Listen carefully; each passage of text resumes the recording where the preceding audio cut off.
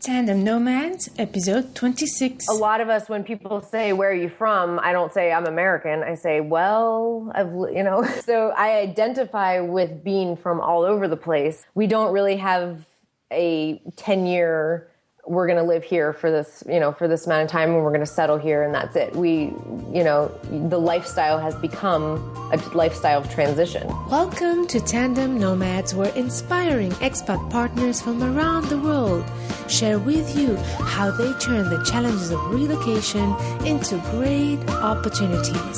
So are you following your partner abroad for his or her career? Then Tandem Nomads is the place for you.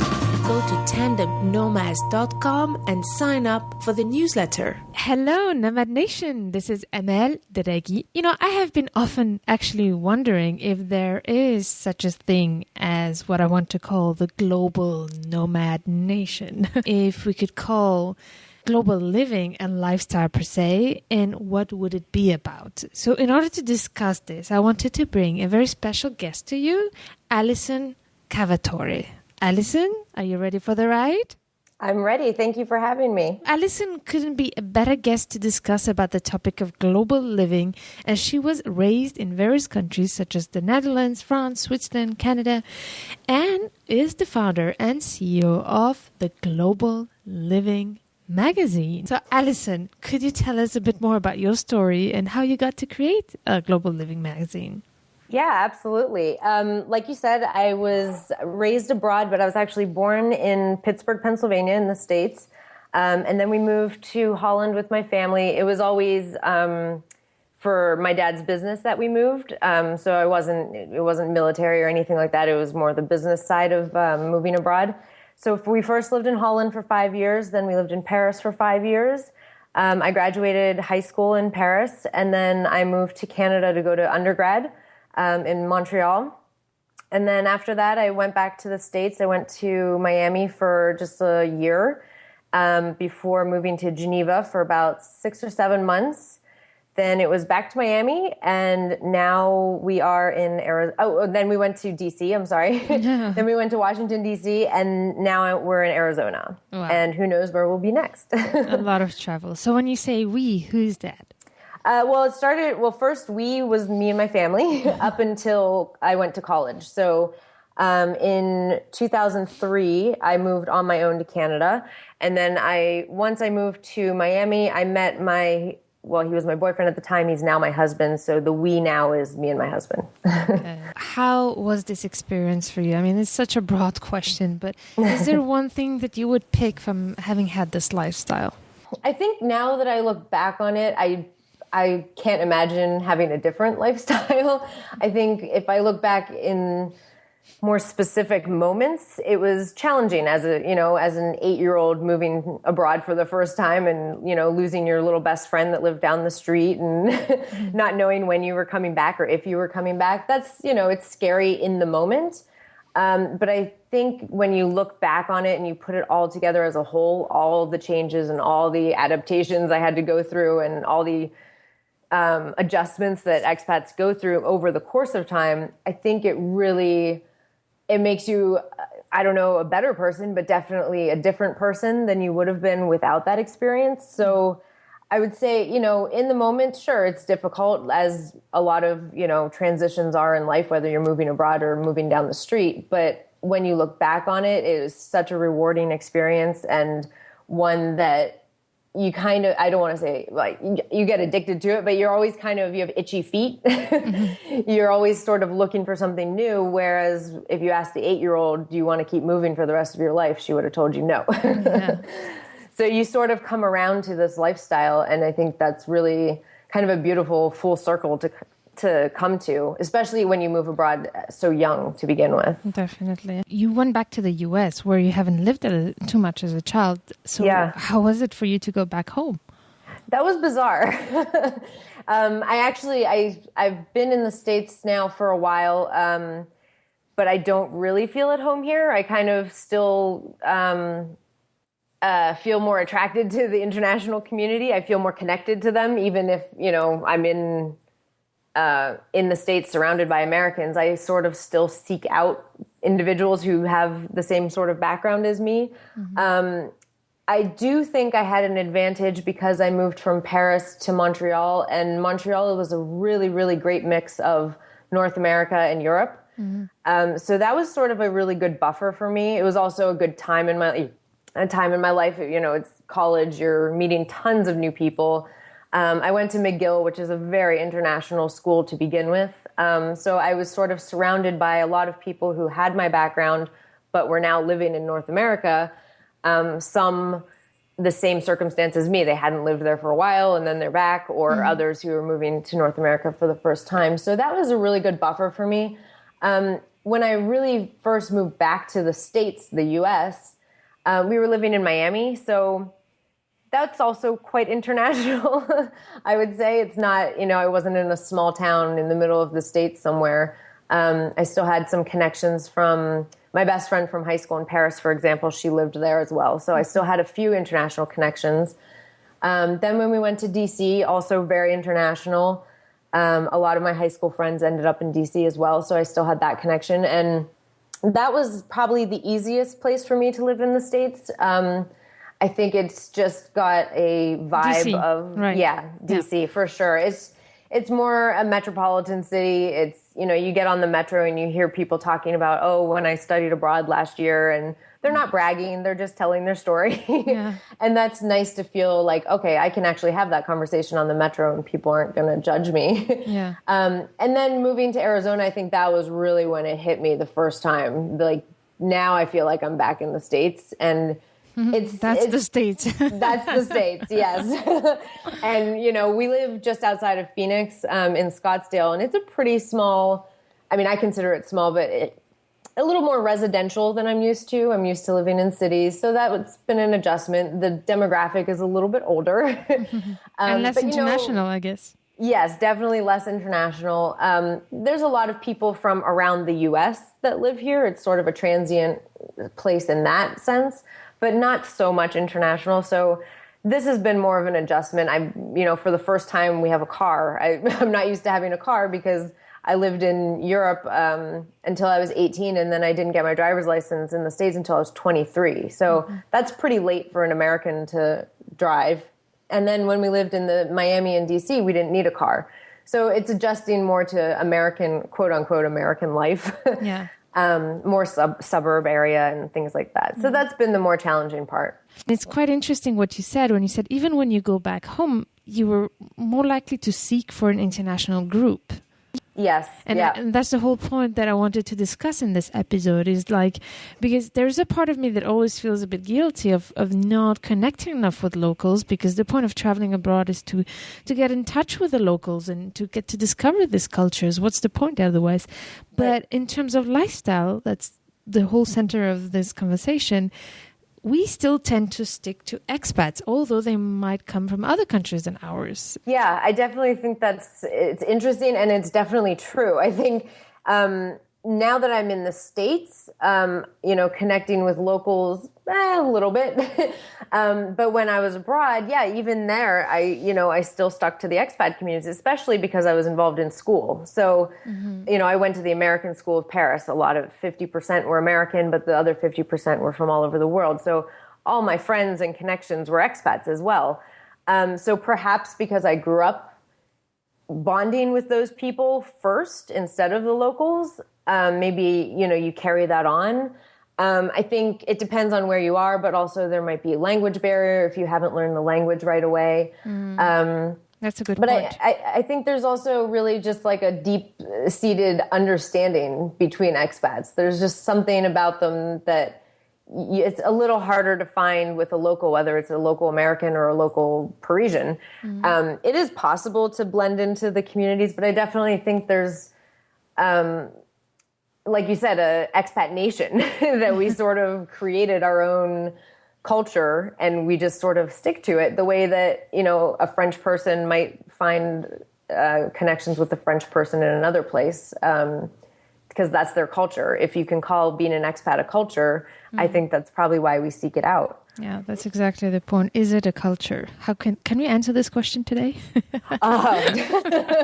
not today. I don't know. I'm working on it. Is it a culture? Yeah, I don't know. You'd have to really break down all the components of what makes the culture a culture. I think it's definitely an identity. Being an expat. Yeah, I think a lot of us, when people say, "Where are you from?" I don't say I'm American. I say, "Well, So I identify with being from all over the place. It also comes from the fact my dad is from Spain, my mom's American, so I was kind of born into this multicultural identity. And I'm now married to a man who's half French, half German. So that, continues with we seek out expats. But yeah, I don't know if it's a culture. I definitely think there's components of culture in it. Okay, so what do you say then if somebody asks you? Because this question comes very regularly in the U.S. And when people say where you come from, usually they mean which state. It's so important to identify people according to their states. So what do you say? It really depends on who I'm talking to. If I'm talking to, somebody at the grocery store here in Scottsdale, I probably just say, I used to live in DC, or something simple like that. Mm-hmm. If they sort of probe a little further, like, yeah, but you look like you're you have Spanish in you or something, then yes, I'll go a little further and I'll tell them. If I'm at, for just to throw out an example of a conference, the Families in Global Transition Conference, you show up there and everybody's got a long list of where they've lived, many much longer than mine. Then I'll go further and I'll tell them the whole story. I was born in the U.S. and I've lived here, here, here, and here. There's also a medium version of it. You kind of gauge it based on who's asking and definitely, and their level of interest, I guess. Yeah, I see what you mean. It's always a long story when somebody asks to an expat or somebody who was raised abroad where you come from. I just still don't know how to answer that question. Right, and sometimes you feel like today I'm from the U.S. or today I'm from somewhere else. It can also depend on your mood and where you are, what country you're in, too. Yeah. So before we get further in our conversation about trying to define what is this global lifestyle about, could you first tell us more about how you got to create Global Living magazine and what is it about? Yeah, of course. So my undergrad is in psychology, but then I transitioned. My master's is in journalism. And that's because I did an internship with a magazine in Geneva while I was living there, an English language magazine. And I just absolutely fell in love with the magazine world, which is ironic because, a lot of people think it's fading a little bit, but it's not. We're still around. And so I really fell in love with just, not only just writing for magazines, but the whole process of putting magazines together and the layout and the production and everything. So after that internship, we moved back to Miami and I started my graduate studies in print journalism. For my thesis project, I created sort of a sample magazine. And I think I called it The Expatriate or something. And so I had already started to contemplate I want to have my own magazine because I want to be in charge, not in charge, but I want to be involved in all aspects of it, the editorial, the production, the distribution, everything. But I also wanted it to be about something that I really cared about, and that was a big part of my life. And I think once I got through grad school, I started to really feel more like an expat is such a huge portion of my life that I hadn't really thought about much before. It just was who I was, and I didn't really think about it. But then I started to think, what do I want to be doing every day? What do I want to be talking about every day? What do I want to be connecting with? And a lot of it came back to, the expat community, my old friends that live abroad and the amazing things that they're doing now with their experiences. So I graduated in August. I started the company like a week later. I think I created the LLC and the first issue came out in May. So from August to May, I built everything up, the website. First issue came out in May 2012. And it's basically, I started it off as a sort of 50-50 travel expat publication because I knew that I had worked in a couple of travel publications during grad school, just, internshipping or freelance writing. And I, obviously thought that was also very interesting. And also the expat world is very travel centric. We travel a lot. We explore new places. So I combined the two to begin with. And then maybe about 4 issues in, I sort of dropped the travel focus a little bit and really just blew it into a full-blown expat global magazine. So every article in there has something to do with living abroad or that whole lifestyle, whether you're moving back, repatriation, or you're dreaming of moving abroad or planning of moving abroad, raising kids abroad. Every article has something to do with the expat life and global living. And it's really, it's not even been a question of like, oh, how do you avoid repeating topics? Well, because that's, I put out an issue every 2 months. I'm about to publish the 23rd issue. And yes, we've repeated topics, but from different writers, and they're completely different articles. So for instance, a topic like repatriation, you could have one person write it, and then, 3-4 issues later, you have another person write about the same topic. And it's totally different experience, totally different perspective, fresh advice. And it's really, I think when you read the articles, you don't think, hey, didn't I read something on that before? It's because it's a topic in expat life that's going to come up many times over the course of time. This is so interesting, because this is exactly the same question I had when I started Tandem Nomads, and I was like, oh my God, am I going to run out of topics? Yeah. And have you? No, right? Oh God, it's there's so much to talk about and so many different perspectives, and this is what's fascinating about this lifestyle. We also can bring very different perspectives and very different, and we still enjoy the different facets. And I think this is what makes us have this common ground, is that we do accept that things are not black and white, and we can have different facets, and I think we can also change our minds. Yes. I would say the expat community is quite open-minded. They're and tolerant of other people's ideas. And I think, if we lived in 5 of the same places, but you've had one different culture than me, whatever you've learned from that one different culture can be so powerful in teaching me something that I didn't learn from the other 5 cultures that we shared. So I think there's just such a wide variety of experience and learning that you can get from other expats, that your podcast and my magazine, we may never run out of content. Well, we'll call each other if you do. Yeah, exactly. We'll write an article about running out of content. Yeah, so I want to bring up something that I think is special to your magazine, is that there are a lot of magazines for expatriates, but most of the time they are local to the country. They bring you like a lot of advice and insights about the country where you're expatriating.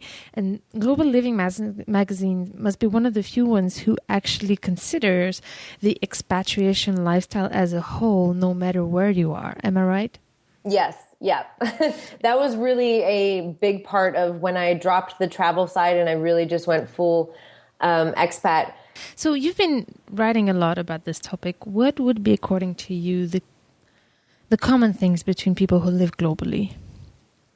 Like I said, we're definitely, this is obviously a generalization. There are exceptions to these, but we're generally an open-minded group of people. If you've ever been to an expat conference anywhere, it is just like we were mentioning in the beginning, when I spoke to you, that it feels like you're talking to an old friend, even if you haven't met them before. You're a very deep connectedness between people, without even knowing them. And then that, I think, builds bonds really quickly. And I think that probably is based on the fact that when you move abroad, you do have to put yourself out there and build bonds quickly, because you want to have friends and you want to have, connections to the community. So you do open up quickly.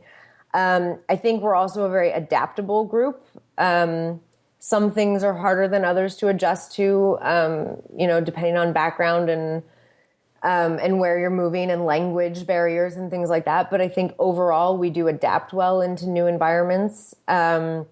We definitely, based on my writers that have shared their stories, we definitely have storytelling abilities.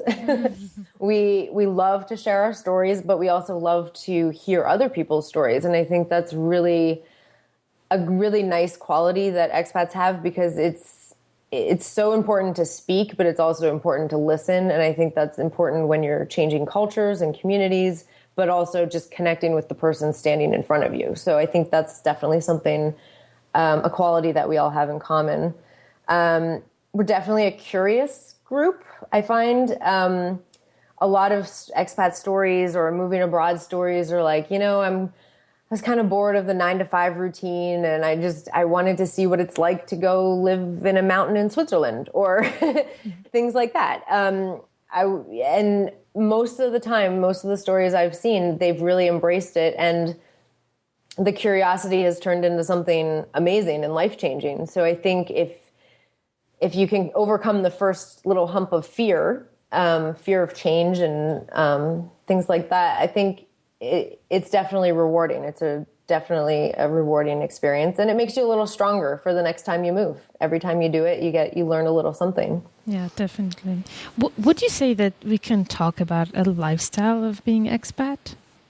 I think when you're abroad, yeah, it can be. It can be if you put yourself in those situations. You go to expat events, or you attend an international school, or I think if you make it a part of your lifestyle, like we were talking about, whether you associate with expats or you associate with locals, I think that might be the difference in calling it a lifestyle. I think also because, like I mentioned, it also becomes somewhat addicting and you want to keep moving. I think that over time becomes a lifestyle.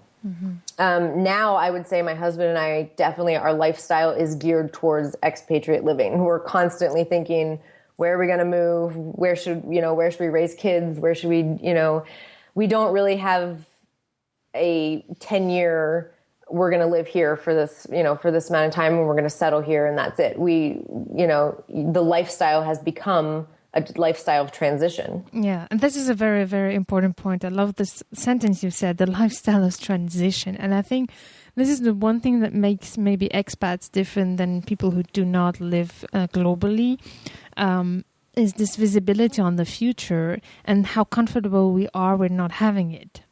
Right. Yes. Yeah, I definitely think there are moments when you're like, well, we have to figure out where we're moving. We can't just not have a place to move to. But I definitely, most of the expats that I speak to, it's always like, well, we'll be here for about 2 years and then who knows, we'll go somewhere else. And they're always looking forward, and they're always, embracing their past, but always looking for something new to explore. And I think it is something that is ingrained in us, this like thriving for transition. It's really something we crave at some point. Once we've done it a few times, or if we had a really great experience, or maybe even if not, maybe, some people don't have great experiences moving abroad, but they want to try it again. I think that's great. And I think that's something we should encourage. Definitely. I'm going to ask you maybe a shocking question. Do you think expats are escaping something? Oh, I don't know. I think maybe expats who move abroad by choice as opposed to for work, they might be escaping mundane life, 9 to 5, boring. If they've lived in the same place for a long time, been around the same people for a long time, maybe they're escaping something like that. Maybe they want to escape something in their past. That's possible. I don't know. That's a great question. You're a journalist, you have your own magazine, and one of the traits of doing this job might be to foresee some trends of what's happening in our world in this community. Is there any trends you could talk about, or something that you see that is evolving in the lifestyle of expatriation? Yeah, I mean, I would say, over the past few years, and I think moving forward, we're going to see less of the, from my experience, I call myself the business brat expat because we moved abroad for business, not military. So there's going to be probably less and less of that. As corporations get a little bit tighter on their budgets, there's going to be less businesses that are moving families abroad and giving them the expat packages that we had, 10, 15 years ago. And I think that probably would shrink the expat community, quite a bit. If you look at it, 10, 15 years ago versus 5 years from now, just knowing how many kids in my high school, even in Paris, were there because of their dad or mom's work. I think with that change, people who still want to move abroad, they're going to become more independent in terms of their work. There's been a lot of people who have written for me and shared their stories in Global Living about how they just said, you know what, I don't have a corporate job that's going to take me abroad, but I want to sell everything I own and go write about my adventures living in Thailand or living somewhere else. I think with the internet and the just the way you can connect with the world now just through your laptop, I think it's going to be more likely and more possible for people to just do it on their own. You know, you can go abroad, you can teach English, you can make money off your blogs now. So there are ways for people to do it on their own. And I think maybe it won't be such an influx as the business side of expats, but I think that'll definitely pick up a little bit more. But yeah, otherwise I hope people continue to keep moving abroad and even if they move back home to stay connected to the community. I think that's also quite a big trend that I've found through the magazine, that even if people do move back, whether the business side of the move is done or they just decided to move back to continue their career or whatever, they do like to still stay connected. And I think that's something I didn't realize, you know, when I was an expat growing up or even in college. I didn't realize that you could still stay connected to this community.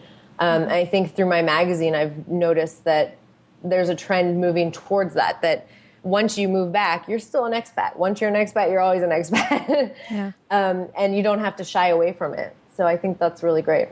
Well, that was really good points that you brought up. And actually, this is one of the topics I've been talking. One of my first blog posts is that companies who, you know, have limited expat packages, etc. And I said, you know, we have to be careful, because if we want to keep traveling, first of all, they will relocate less and less families with kids that cost a lot of money, and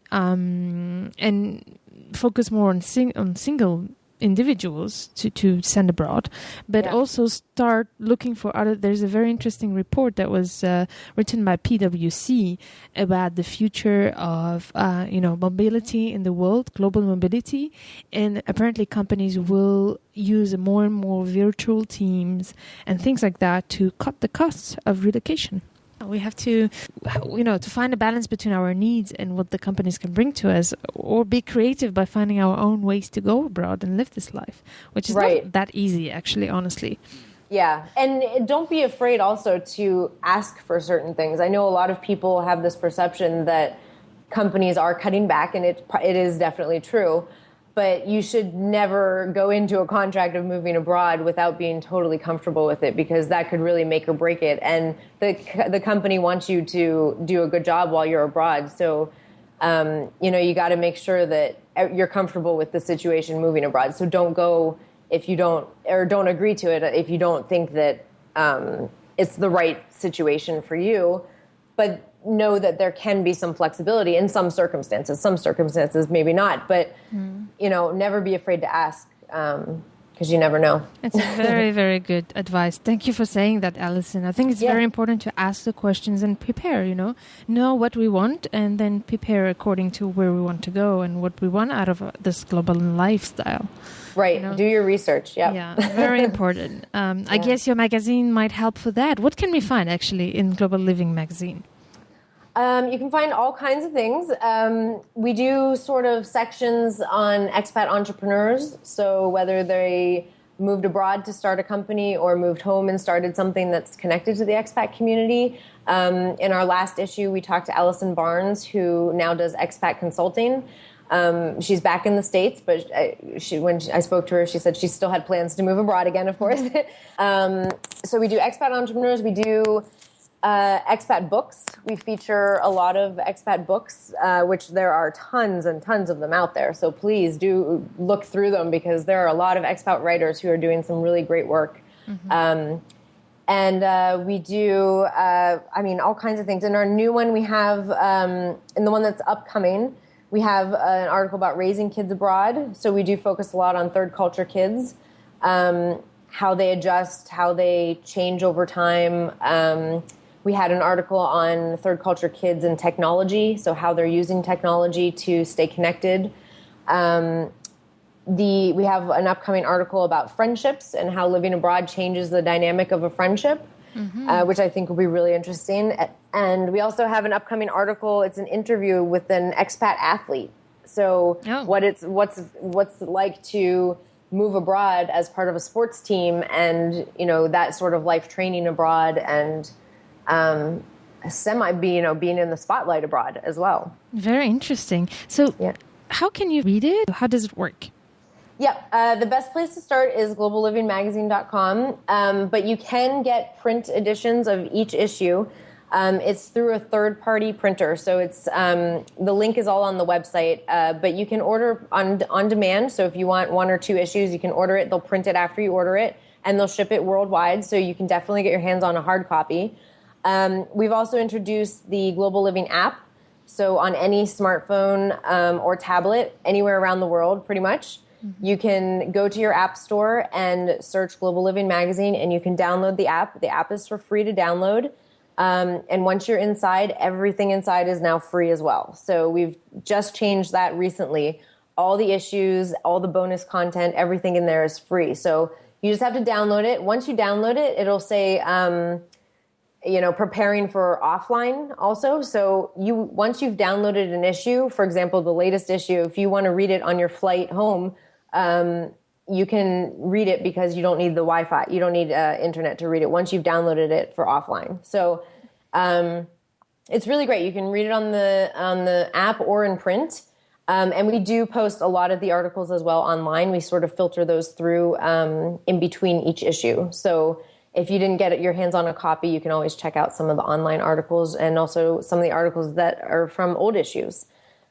Very interesting. Great. So we should go to globallivingmagazine.com. Yep. Download the app. And if we're interested, we order a printed version.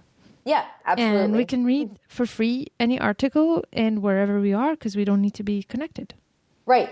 Wow. So the app is free, and then the print issues, there's a fee for the print issues and then shipping, but the app is completely free. And the app is also interactive, which is kind of fun. So if you're reading a review of one of the expat books featured in the magazine, you can actually click the little shopping link and it'll take you straight to Amazon and you can order it straight from the app. So that's great for the readers and also great for the authors because they get, instant access. People can shop their book. This was a really nice chat, Alison. I'm really happy that you came to discuss this topic with me.